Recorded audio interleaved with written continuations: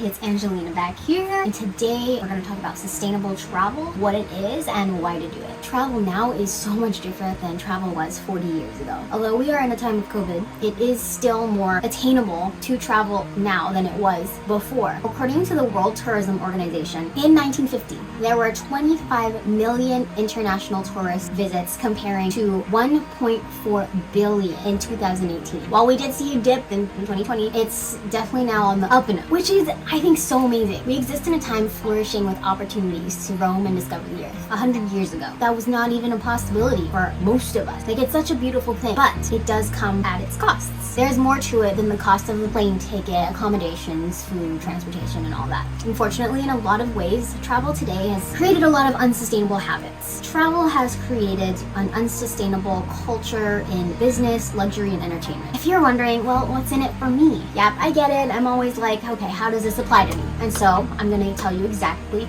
how. So travel and taking care of our planet overall affects our quality of health and the quality of our economy. There are no borders when it comes to pollution. Harmful chemicals produced by travel, transportation, hotel runoff, and tourist waste are absorbed by soil, plants, animals, and winds and tides carry pollutants. Whether we consume it, we breathe it, we eat it, one way or another, it all can find its way back to us where we are right now. Because like I said, pollution does not have boundaries. We're also so interconnected as a global economy. We import and export so many things. So if one country's not doing well, it affects the way we handle business and do our exports, imports, all that. And in these COVID times, we can also look at sickness as a pollutant. It's changed the way we live, from our shopping and an economy to our eating habits and emotional well-being. So the next way it can affect you and I is displacement. So this brings me back to the topic of climate change. Since temperatures are rising, so are sea levels. And there are communities being displaced from their home. Even if it's not your community that's being displaced, it's someone else's, and they need to go somewhere. Climate refugees are a real thing, and they may end up in your neighborhood. So that's something to keep in mind, because we're all in this together one way or another. It might not seem like it right now, but we're gonna have to take care of each other when times get rough. Whether it's your decision, whether it's the government's decision, that's something it might come down to. So another reason why sustainability and travel affects you is the authenticity of a place. An increase in tourism and globalization merges people together, creating rise in the fusion of language, culture, food, and in a lot of ways, this is a beautiful thing to see. However, the places you visit may aim to give you what you expect or something familiar rather than what's real. Some places rely so heavily on tourism that they'll do everything they can to make tourists feel comfortable, even if it means putting on an act, commercializing, and directing government funding toward tourism and away from a sector that could instead directly benefit the local community. And lastly, we need to care about sustainability in travel, because right now we have the option to choose. We have the option to get on a plane, to drive our cars, because we have the natural resources right now. But who knows when that becomes depleted? At the rate that we're going, it is a huge privilege to see the world the way that we do now. But because so many of our fuel sources are limited, we might not even have the choice to take a plane somewhere or to travel like we do today. Endangered animals and wildlife that exist today may go extinct tomorrow. Public lands could become privatized or commercialized, and our untouched, pristine lands continue to dwindle. But this is not to deter you from traveling. I still fully support travel, obviously, and halting any sort of travel is not the solution. Travel and discovery is so integrated into our lives, and frankly, it's really just a huge part of being human. We like to learn, we like to explore, we like to connect. Considering a different approach to the way we travel is the solution. The alternative. Sustainable travel examines how we can use the power of tourism in a better way. So what is sustainable travel? Well, experts divide sustainability into three main categories: social, economic, and environmental. So I think the key is really to just be more conscious in our decisions, and we need to respect ourselves, we need to respect the people around us, the things around us, the land, the air, the sea, the plants, the animals, our natural resources. We just need to be considerate and treat them with respect. Sustainability requires the drive to create space and time to look further into the details of how our actions affect every everything and everyone around us. Sustainable travel outlines the ways we can be positively impactful during our trips, minimize the damaging effects of travel, and allow for future generations to travel the same way we do today. So now that we've covered what sustainable travel is and why you should care to do it, let's talk about how to do it. How to be a sustainable traveler. Number 1, avoid places at risk. Where you go is as important as how you get there. The most endangered, remote, and wild places are so appealing to get to because of its scarcity. We don't know how long it'll be till it's totally gone or destroyed. Going to these places and visiting may be damaging the very thing we're trying to see. This applies to populations, landscapes, wildlife, culture, and even the cleanest means of transportation. Walking can be destructive to environmentally vulnerable places. This culture of over-tourism also affects cities, pushing limits on current infrastructure and comfortable capacity, depleting and polluting natural resources. Residents of these places, local community members, may have to adhere to stricter regulations established in response to tourists who create issues in the local community. Examples of burdens that locals have to carry due to over-tourism include restrictions in the ability to eat and drink in certain places and surges in the cost of living. Preservation over recreation is an idea we should all keep at the forefront of our sustainable travel thought process. We need to do our research. We need to delve deeper and look into the environmental, economic, and ethical issues at hand to make an informed decision on a travel destination. The second way you can be a more sustainable traveler is to avoid air travel. In an attempt to measure how much our air travel affects the environment, climatologists Dirk Knotts and Julian Shrove, sorry if I butchered that, calculated that one passenger's emissions on a 2,500-mile one-way flight from Los Angeles to New York City equates to the shrinkage of the Arctic summer sea ice cover by 32 square feet. That's a lot. Think about all that water. Not only does the melting of the ice caps accelerate global warming, but it also endangers wildlife that rely on sea ice as a habitat, degrades soil, agriculture land, and displaces families who live in coastal areas. Just to name a few. Totally eliminating travel from our lives is not the most realistic solution for a lot of us for various reasons. Air travel could be required for work, loved ones may live overseas, or we might just have this insatiable thirst to travel to only where a plane can take you. Understandable. But with a little extra planning and research, we can practice avoiding air travel and opt to take alternative forms of transportation. It's also worth noting that although sea travel is less common than flying, traveling by cruise ship can be 4 times more harmful than traveling by plane. And that's only in terms of carbon emissions, before even considering the water pollution caused by sea travel. So if time permits, find ways to get to your destination by walking, biking, train, bus, car, and that's listed in order of fuel efficiency.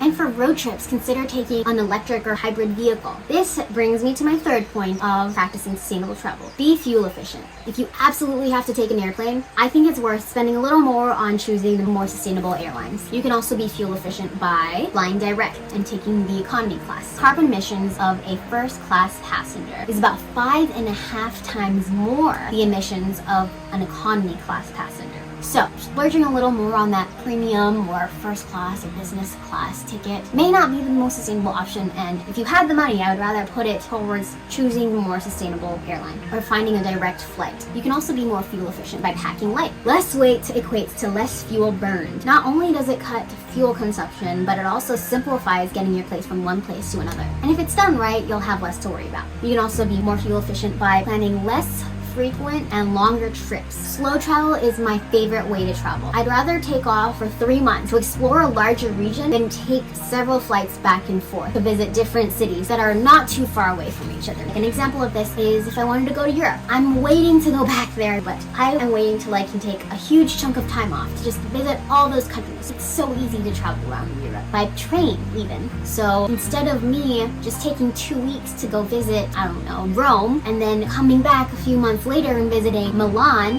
I can just take a month off to visit all the cities I want to in Italy, right? Don't you agree? Not only does it cut your carbon emissions, but it also just gives you a chance to really delve into the culture, so you're not rushing to squeeze it all in a short amount of time. If you want to learn more about slow travel, I've got a video all about it, and I will link it up here or here. Never can remember where they put it, but check that video out. Fourth way you can be a sustainable traveler is to support local, ethical, and environmentally friendly businesses. And this is just a good practice in general. Practice asking yourself, where is my money going? What is my money supporting? Are animals and wildlife treated humanely? Are employees treated well and compensated for fairly? Are employees, tour guides, and owners local to this place? Am I choosing low to zero waste products? How is this business being energy efficient? What are they doing to curb waste and reduce pollution? What ways is this business working to preserve the environment? How does this business partake in benefiting the local community and local economy? I know it's a lot to think about, but I just want to help you get a jump start on starting to practice asking yourself these things. And the more you do it, the more it will become a habit, and soon you'll just automatically be thinking about these things. And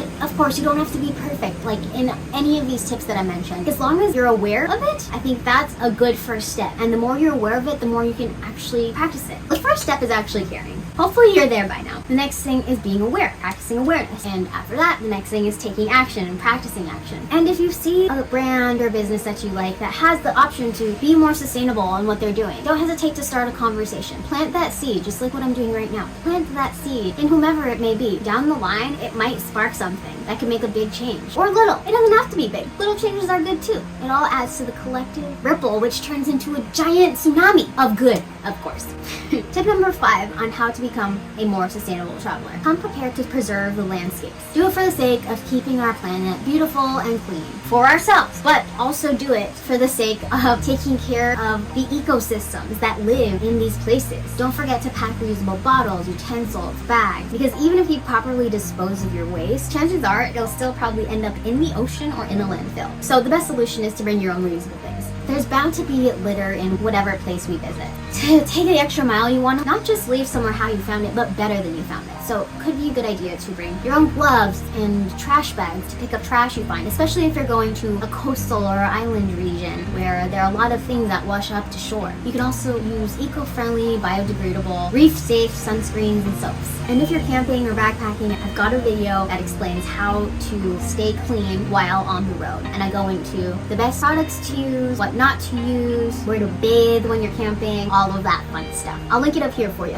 And another way to preserve the landscape is to practice being aware of your noise and light pollution. Not only for the people that live around the place you're visiting, but also for the natural landscapes, the wildlife, birds. I don't think a lot of us really think about how our noise and how our light affects the way they live. I've already kind of touched on this, but the 6th way that you can travel more sustainably is to travel with the intention to benefit the place you are visiting. But there are a lot of different ways that you can go about it. Volunteering is one. They call it voluntourism. It's a great way to make your trip productive and fulfilling. And a lot of times this is also a good way to really learn about the environment that you're at. Build those connections with like-minded people who also care. More than likely, you'll be working with people who really know the area. So that's a good way to just get an authentic feel for that place. But it's also important to note that voluntourism also comes with risks. To ensure that you're going with a good program and to make sure that you're not doing more harm than good, these are some things that you can keep in mind. Choose programs that have positive proof and feedback. Organizations that are able to quantify what they've accomplished and can explain how and why they did it should be your top contenders. Be aware that some companies may be all show and have no solid evidence to back up their accomplishments. You should also find opportunities that aim to support self-sufficiency. And what I mean by this is that residents should be able to fulfill the tasks that you're doing on their own. Programs that you work with should not foster a sense of dependency between local communities and volunteers. You also want to make sure that you're not taking income away from local people. And a good way of doing this is to choose a company that's very involved with the local community and is affiliated with professional organizations who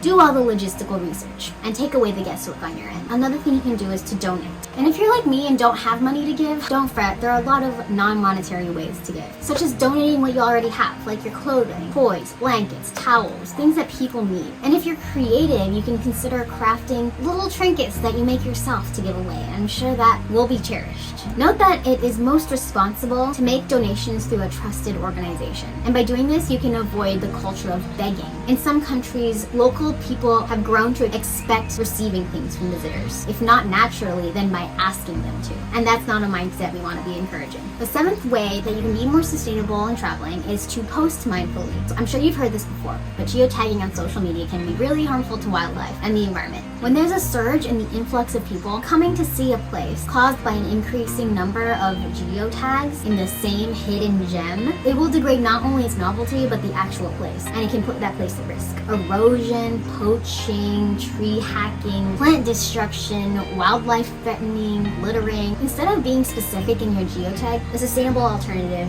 would be to share a more general location and let people do the research themselves, and that way they are more aware of where they're visiting and really get into understanding what they're getting into. 8th way on how you can be more sustainable in your travels is to take the road less traveled. Choosing an uncommon place and traveling during the off-season is an adventurous way to accomplish this. Not only would you avoid the crowds, crazy lines, tourist traffic, and peak season prices, but you'll also help reduce the negative impact that over-tourism creates. And what you'll take away are higher quality connections in the place and people we're visiting. And why not spread the love? We could do this by distributing the money that's going into the tourism industry to the places that don't have a whole lot and could use it. You know, those quiet little quaint towns with those family operated businesses. Doesn't that sound so nice? The 9th and final way to become a more sustainable traveler is to consider carbon offsets. What are carbon offsets, you might ask? Great question. Well, carbon offsets are something that you purchase where the money is used to go toward